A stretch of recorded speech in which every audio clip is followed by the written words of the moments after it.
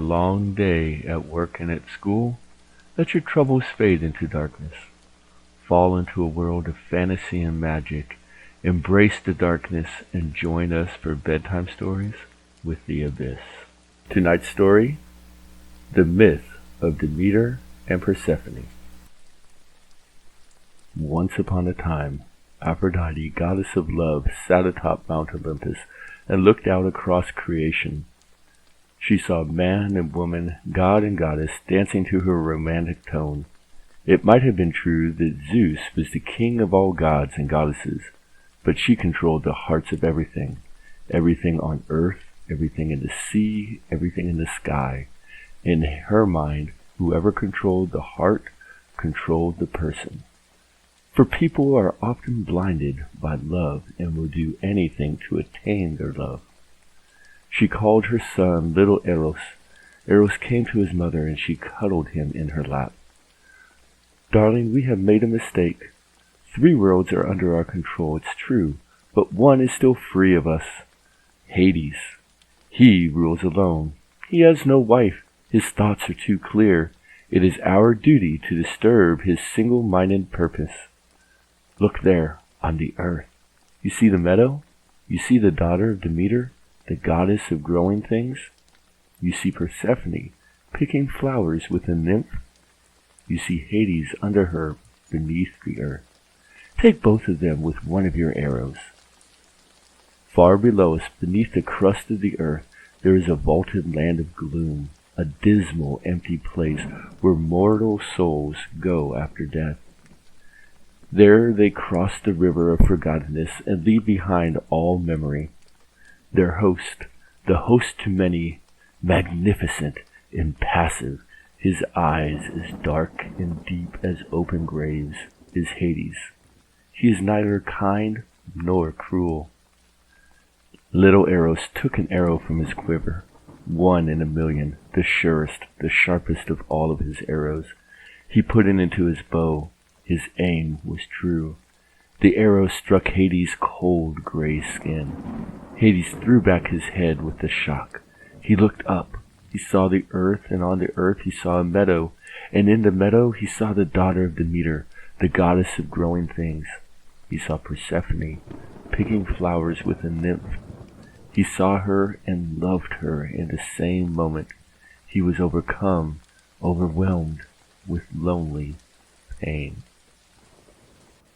Being alone is not always a bad thing, but there are times when we feel lonely. We want to be around people and our hearts ache when we are not able to be with the person we desire or miss. Sometimes our loved ones are away from us for different reasons, and we miss them. We feel the pain of lonesomeness. How do you think Hades felt when for the first time he felt this loneliness? Persephone was his opposite in every way.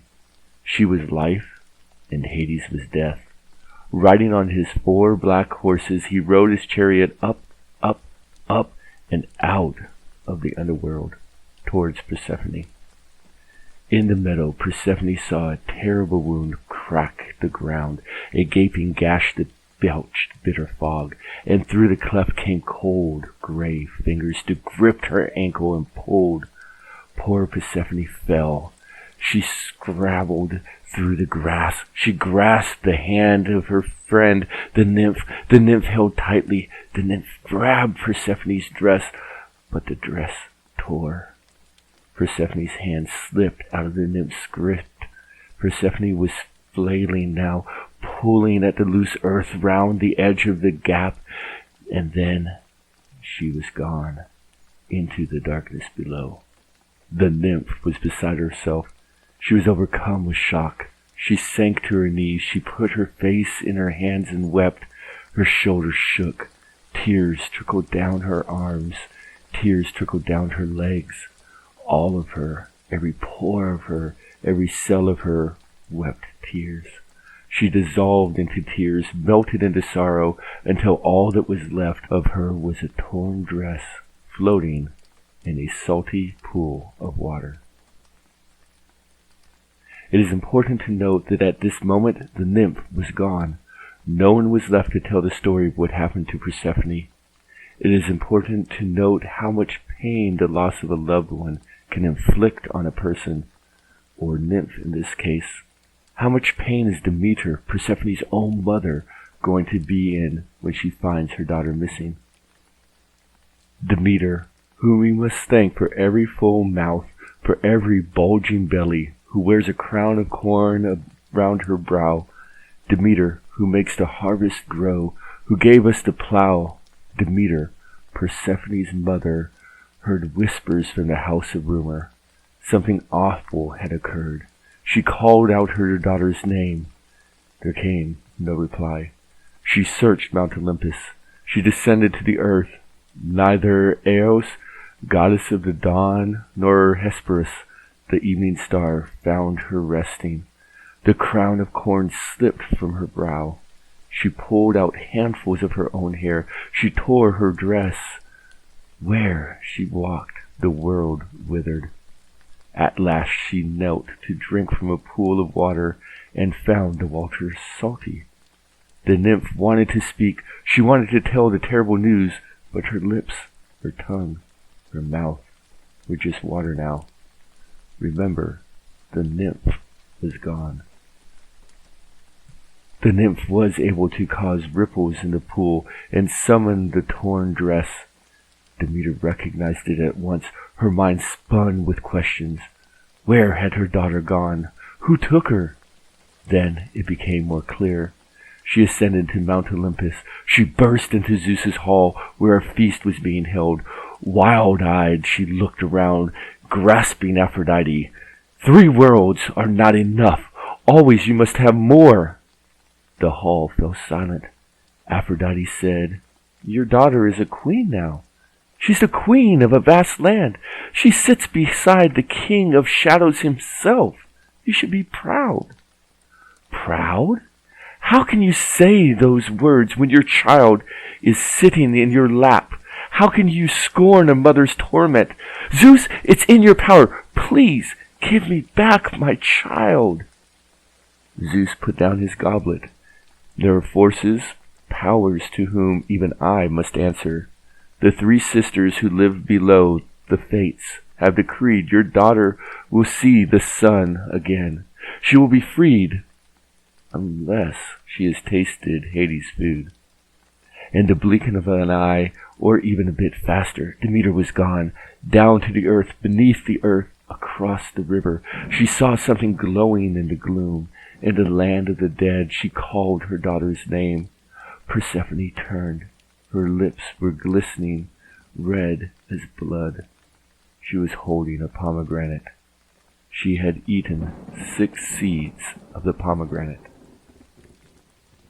What was Demeter to do? Demeter could have let Persephone stay with Hades as queen of the underworld, but her heart would be shattered. Or Demeter could try and take Persephone away from the underworld, but break the rule set by the king of all gods. Zeus had said that Persephone would be free if she had not tasted the food of Hades. It was only 6 seeds of a pomegranate, smaller than a grape. Would Zeus really hold her for such a small price? Demeter returned to Zeus. Imagine a world where nothing green grows, a world without hope or joy, where the ground is white and brittle as bone, where no birds sing. This is not the land of the dead that I describe. This will be the land of the living, unless you give me back my daughter. What one god or goddess has done, no other can undo. But they found a compromise. Because Persephone ate 6 of the pomegranate seeds, for half the year Persephone would live here on the earth with her mother. And her arrival is greeted with great celebration because she brings with her warmth, light, new life. And for half the year she goes below into the underworld, where she is loved by the dead because she brings with her something from our world. She brings with her a little hope. And thus our seasons are brought to us each year through the power of love. The end.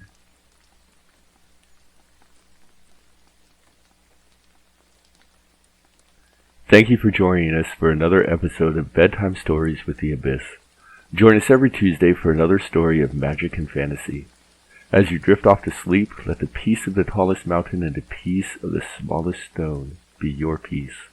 Let the stillness of the stars watch over you. Let not your thought, your dreams, or your daydreams disturb you. As sleep comes to your eyes and slumber to your eyelids, lie in peace and let the music of the rain lull you to rest.